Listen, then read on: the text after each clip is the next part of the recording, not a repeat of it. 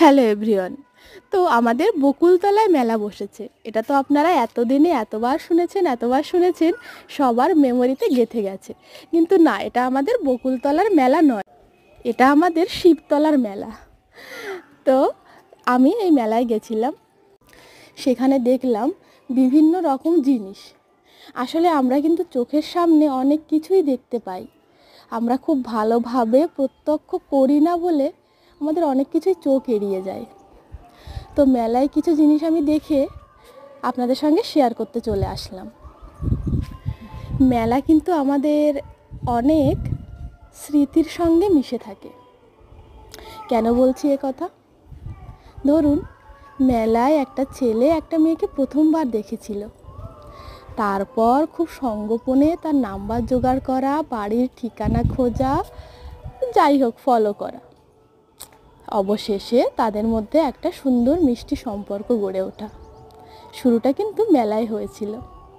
সেদিন মেলাতেও আমি সেরকম দেখতে পেলাম, ঠিক সেরকম বলবো না, কিন্তু কিছু মানুষ একে অপরকে যেন ফলো করছিল, আমার মনে হয়েছে।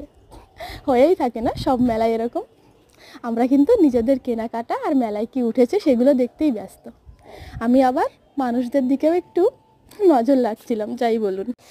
তো যাই হোক, এছাড়াও মেলার একটি বিয়োগাত্মক দিক আছে। হয়তো প্রিয় মানুষের সাথে অনেক বছর কোনো সম্পর্ক নেই, কোনো যোগাযোগ নেই, বিচ্ছেদের পরে তার দিকে আর ফিরেও তাকানো হয়নি।